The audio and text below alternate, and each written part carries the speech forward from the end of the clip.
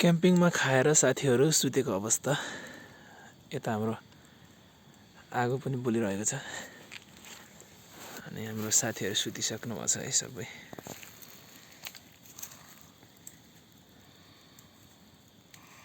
ल साथीहरू आनन्दले सुतेको अवस्था।